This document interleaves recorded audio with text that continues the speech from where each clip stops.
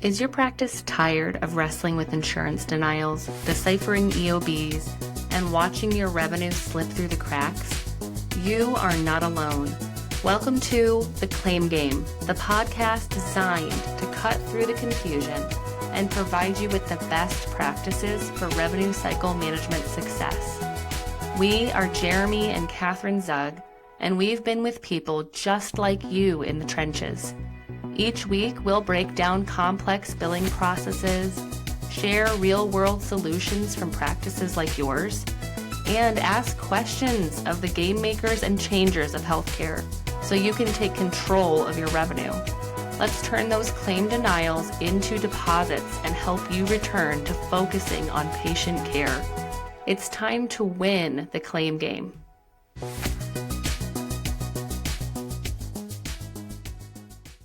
Hey everyone, welcome back to the Claim Game podcast. I'm your host, Jeremy Zug. If you're new here, this is the podcast where we take you through the incredibly complex, often frustrating world of revenue cycle management, or RCM. And we turn it into a game we can actually win.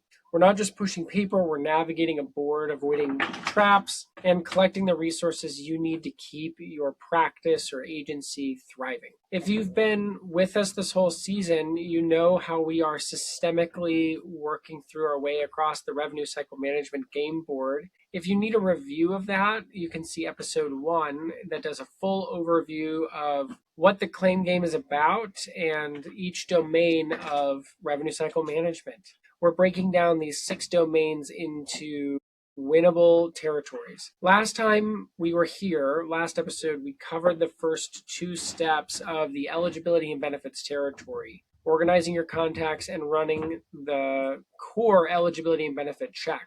We talked about building your game manual or collecting your insurance contacts. If you missed that, you can hit pause here, go back to episode 23 and give it a listen. It's the foundation for what we're going to be talking about today. Today, however, we're going to be stepping onto a square that I know gives a lot of you like anticipatory anxiety almost, and or nightmares, I suppose. And if in fact, if RCM was a video game, this would be like the boss level, I suppose, for the eligibility domain. We're talking about step 2B, which is prior authorization. This is a controversial one, and I think today's episode will talk a little bit about that controversy and where we land and where we see this process going. This square on the board, or this part of the process, is like a gatekeeper of revenue. You know, you've got on the board, you're in your practice, you're ready to treat a patient, and suddenly there's this giant locked door standing between you and getting paid. And unlike other doors, this one requires a specific key turned at a specific time by a specific person. So if you miss this step, the game doesn't pause. You can't go back. Like, don't pass go, don't collect $200. This one is, if you miss this one, you don't get paid. It penalizes you. Like, if you miss the step and you do the work, you treat the client, and then you get paid $0. That is how important this particular step of the process is. So today we're going to find the key. We're going to break down exactly what a prior authorization is and explore the peer-to-peer review trap, debunk the myth of the retro auth. This one gets a lot of practices, and so hopefully we can do some good work here. And we're going to dive into the massive national debate about what's happening right now and whether this process is broken beyond repair. So grab a hot beverage and a notebook, and let's dive in and see what we can do about prior authorizations. All right, let's get into the mechanics. We're really deep into eligibility and benefits and that process and what that takes and looks like. You've run your E&B check like we taught you last time, and you see the dreaded little flag, right? Let's say you've run your E&B check, you get to the authorization box, and it says authorization is required. What does that mean? Like, what is a prior authorization? And in the simplest of terms, it's a permission slip. It's an additional approval from the insurance company that says, yes, the service is covered and it might be medically necessary, and we agree to pay for it, but you have to get approval before you actually complete the service. And now that sounds like a simple, like, can I reach my hand into the cookie jar and get a cookie? But it's not quite that simple. And here's why this process can feel like a puzzle. Every payer in the country has different rules. Some need it for everything. Some need it for a specific CPT code. Maybe like a really common one is psychological testing, right? Or some sort of lab work can require prior authorization. Some only need it for a certain number of services. Who knows, right? So there's a whole bunch of ways the insurance company pulls the prior authorization lever. And it's important that you know before you treat a client that you need to know whether a prior authorization is required. So here are the stakes, right? Here's what you risk. If you provide the care without that permission slip, the claim's denied. And let's be clear, these are like hard denials to reverse. They're some of the hardest to reverse, and oftentimes you can't reverse them. You can't unring that bell. Can't get that time back, and you can't untreat the client so that you go back and do this to get paid. You just miss out, and that's really unfortunate. So, or it can be really fortunate if you have a good process. If you have a clean process, clear expectations, and experienced team, you can tackle this and not have it be quite the burden that it has been in the past. So there are 3 distinct hurdles we have to jump in order to successfully navigate the prior authorization process. The first hurdle is identification. You have to know before the patient walks in the door if an authorization is required. This is where your front desk or intake coordinator is your first line of defense. Sometimes you know because a patient brings in a referral, maybe from a PCP, but a referral is not a prior authorization. We got to be really clear about that. If they don't have a referral and they need one, they have to go back to their PCP to get a referral before a prior authorization. You can see how this gets really murky. So here's a pro tip. Don't rely on the patient to know whether or not they need a referral to qualify for a prior authorization or if the service they're coming to your office for requires a prior authorization. Patients often don't understand their own benefits, and that is unfortunate. In a perfect world, both the patient and the practice would have to know what the patient benefits are, come together and treat the client for what they need. But because patients often don't know, stuff is often as confusing for them as it is for you. We ask and recommend that you shoulder the responsibility to check the portal, call the payer, and see if a specific CPT code requires an authorization. Your revenue really depends on it. So that's an important part of this process. So that's hurdle 1, identification. Let's find out if we need one. 2, hurdle 2, the request and medical necessity. Now, this is the paperwork part. You're submitting a request to the payer. Now, usually you're sending patient demographics and provider info, but the most critical piece and the piece where people fall is justification for medical necessity. You can't just say the patient has a general issue. That's not really enough. You need to speak the payer's language that they're looking for. What are the specific symptoms? What are the measurable goals? What is the evidence-based treatment that you're going to use to treat this client? If you're vague here, you could trigger delay or a review or a denial of the prior authorization. If you trigger a delay here, the payer will often send a request for information.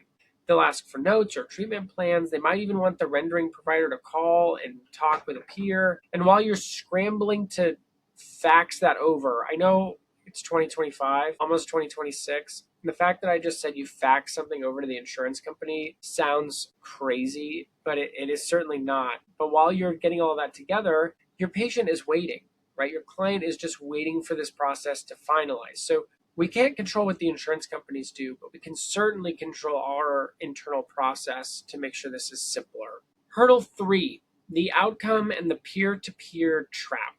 Once you submit, you're going to get one of 3 answers. Answer A, the best one, is approval. And this is your golden ticket to go to the chocolate factory. You get an authorization number, and you want to keep all of this information on hand, right? You don't want to write this number down. You need 3 things: the auth number, the expiration date, and you need what was approved specifically. So for example, if you were approved for a certain amount of visits and you go over, the overage is not going to be approved. So you need to make sure that before you go over, there's a check process to make sure that you need to get another one, right? But either way, if you get approved, there's information included in that approval. Answer B is no. Straight up denial. They're not going to approve, they're not going to prior authorize the service for you. And that has its own ball of wax, its own can, I suppose. And so you need to figure out what you're going to do about a denial. Or answer C, third answer, is that it's a request for information.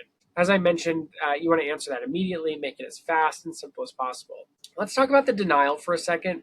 I think that's the one that causes the most anxiety because it leads to a sub level of the game called the peer-to-peer review. This has happened to you, you know what I'm talking about, but you get a denial saying not medically necessary, you appeal, and then the insurance company says, all right, have your provider call our provider. There are providers that work at the insurance company. And this is a peer-to-peer review. It's a scheduled phone call where you, the rendering provider, have to get on the phone with a provider that works at the insurance company to argue your case. You're going to sink a ton of time here. It can take 30 minutes to an hour out of your clinical day. And often the peer on the other end of the phone isn't even a specialist in your field. Might be a generalist, might be a chiropractor reviewing a complex case for an oncologist. I know that sounds wild, but that is actually how it works. And here's my advice. You want to avoid the peer-to-peer by making your initial request as bulletproof as you can. You want to over-communicate medical necessity in that first submission, so there's no room for doubt. Now I want to zoom out for a second. We've talked about the how-to of the process, but we have to talk about the why.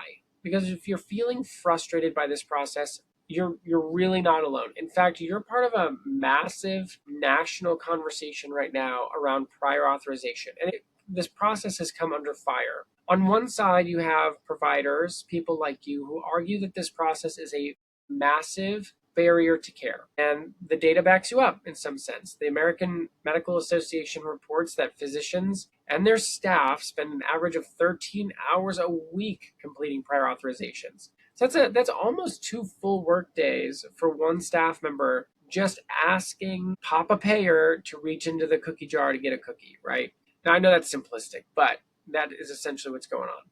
So critics, and sometimes I tend to agree with these folks, argue that it delays medically necessary treatment. So in the mental health space, for example, a delay of 3 to 7 days for an approval could be critical for surgery, for elective treatment. It can be really hard, and it could be the difference between a patient staying stable, or entering a crisis. All right, so that's one side of the discussion. On the other side, you have the payers. And to play devil's advocate, because we have to understand all the sides of the players to win this game, their argument is cost containment. They argue that the prior authorization process prevents unnecessary procedures, fraud, and waste. They say we have to make sure this patient is receiving evidence-based care and not just expensive experimental treatments. So that's the constant battle, right? Patient access versus cost containment. And here's where this gets really interesting and the landscape is shifting. Have you heard the term gold carding? And this is a really interesting phrase or term, idea. This is a legislative trend that's gaining some traction in states like Texas and is being discussed federally. The idea is pretty simple. If a provider has a high approval rate, let's say 90% of your prior auths are approved over a 6-month period, you could earn something called a gold card.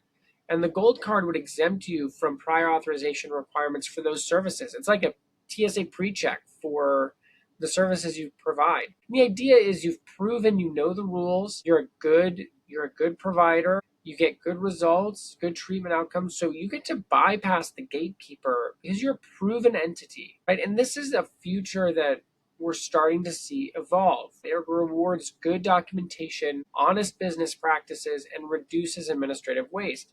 And this is I don't know if this is appropriate to say in a podcast, but this is a pretty big but. Until all those laws pass and are implemented federally, you're sort of stuck in this middle ground, right? You can't wait for the gold card. You have to win the game as it's played today. And that means building an effective internal process to navigate the maze that you're in right now. And if you fight the system by ignoring it, you either lose revenue or you have to pivot your practice to make some amount of financial sense. And if you master the system, you protect your practice and your patients. If these are services you want to provide and work with the insurance companies. I will say one small thing about the insurance company's position in this debate. While cost containment is tough, there was an experiment done in 2023 in South Carolina, And they eliminated the prior authorization for certain mental and behavioral health services. And it ended up being a massive failure because what happened was the market flooded with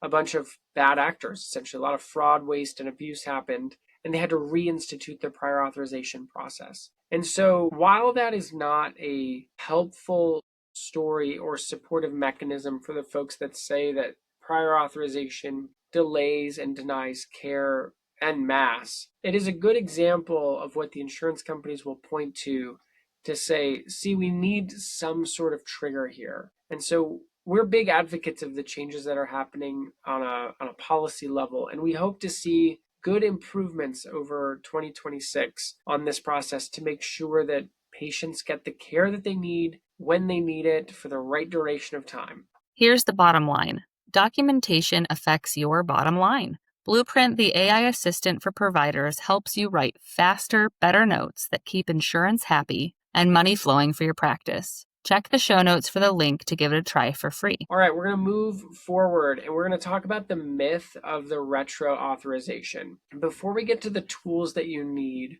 to effectively implement a prior authorization process, we want to address a question that gets in our inboxes all the time. It usually goes something like this. It goes, hey, Jeremy, kind of messed up. I saw a patient for five visits, or I did this service, or I did this test. And I just realized, my staff just realized that we forgot to get an authorization. Can you or can our team just call them and get a retro authorization? But we often abbreviate this term, or retroactive authorization, we abbreviate to be retro auth, right? It's not like a 1960s party or document or something. It's just a shortened version for let's go back in time and get approval for the session. And here's the really hard truth about this. The retro auth is almost always a myth. Rare cases does a retro auth get approved. Most payers have a strict policy. No authorization, prior authorization, no payment. If you call 3 weeks later, they're going to say, sorry, the start date for this authorization is today. The previous treatment or the previous services you provided are denied, and we will deny an appeal. Now, are there exceptions to that? Really occasionally, but if you can prove that the patient gave you incorrect insurance info or there was a genuine medical emergency that prevented you from getting the auth, you might, and I really have to stress this, you might be able to fight for a retro auth, but don't build your practice or your business model on hoping for retro auths or waiting around for something like that to get approved. You do not want to rely on that. It's a Hail Mary pass. It works an obscenely small amount of time. And most of the time, you're just going to write off that balance anyway. And remember, you usually cannot bill the patient for that treatment, whatever that was, if the denial is due to your administrative error, which is the failure to get the prior authorization. So you're just going to eat the cost. So the best strategy is pre-authorization, not retro authorization. So now we have to talk about what do I need, Jeremy, to get this stuff done? How do we master this process? Well, you need the right equipment. Right, you wouldn't go on a hike without the right equipment. You would take a backpack probably and some food and water and matches and a tent or what have you. So there are two specific tools I recommend for the prior authorization process to be done successfully and to keep your practice moving forward. First, you need a prior authorization checklist. Don't rely on sticky notes on your monitor. I know some of you are doing this, right? Or paper. Yeah, just like sticky notes or notes everywhere. Your desk is a mess. Don't rely on your memory. You need a dedicated physical or digital checklist that tracks the entire life cycle of an authorization. If you're going to build that yourself, and I know some of you really like to build things yourself, you feel like you need to get your arms around it and give it a big hug and squeeze, and that's totally fine. Here's what you need to know. You need to know the date you submitted the request. You need to know the method of submission, whether that's through a phone portal or, yes, fax. You need a reference number. That's your proof that you asked. The decision, the stipulations around treatment. So is it number of sessions approved? Is it a lab that's approved? Is it testing that's approved? Is it surgery that was approved? Whatever it was, is it approved? The effective date, so the date that the authorization goes into effect, and the expiration date. Sometimes authorizations are good for a year. Sometimes they're good for 2 years. Sometimes they're good for a few months. You never know. So you need to know when it expires. You use this checklist every single time an auth is required. It ensures you have all the data ready to go on the claim form. Second, go back to the insurance contact reference list. If you don't know what that is, on the last episode, we talk about how you need an insurance contact reference list. And we recommend adding a tab specifically for authorization requirements, because you can start to build the requirements needed for a prior authorization so that you can anticipate when a service needs an authorization and then update that as you need to, right? Because sometimes those stipulations change. So you need to list out your top 5 payers. For each one, answer, do they require an auth for fill in the CPT code? Do they require an auth for testing or lab work? And having this cheat sheet prevents you from having to call every single time, right? These tools turn chaos into efficiency, right? I hope I remember to call is a bad plan, right? Knowing you need to call is a much better plan. All right, so let's wrap this up. Let's take a look at our case study card first. And we want to tell you about a practice that we worked with recently, a really talented group of clinicians. They're great at getting the initial authorization. They follow the rules. They get approved for 10 sessions, and then they would put the auth number in the system. Great, right? But here's where they failed. They didn't track the count of sessions that had been done. And so they had a client, let's call him Mark. That's not actually his name. Mark with severe anxiety, and they were making great progress. Mark was coming in every week and they were doing their thing, but nobody was paying attention, and they blew right past session 10 and they went on, right? Session 10, 11, 12, all the way to 18. And they assumed that because they had the auth number in the system, they were good, right? Somebody will catch it, right? And then suddenly the practice manager gets an EOB with 8 denials, and the reason code was benefit maximum reached. And so they had to scramble, right? And that's when practices turn to us, because they go, why are we getting huge spike in denials? Our receivables are going crazy. And they treated the auth, as we found through our work with them, that they were treating authorization as a one-time, one-stop gate and not a meter, as it were, right? Like a parking meter, you have to like keep feeding the meter. So they scrambled to try to get a retro auth for those 8 sessions. The payer said no.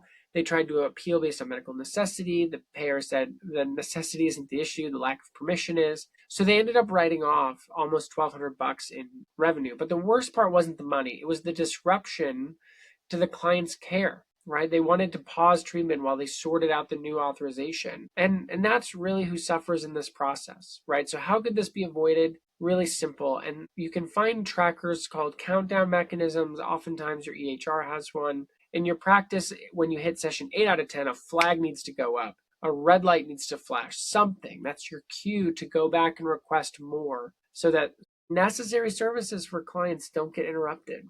And it's really on our shoulders to make sure that that happens. All right, so that's the prior authorization puzzle. It's tricky, it's frustrating, and yes, the system is really flawed, but it can be really winnable. So here's what I want to recap today. Your strategy for today: identify early. Know if you need a prior authorization. Get that permission slip before the patient arrives. So use the intake call to find out, and make sure your eligibility and benefit process is clear enough to be able to handle that.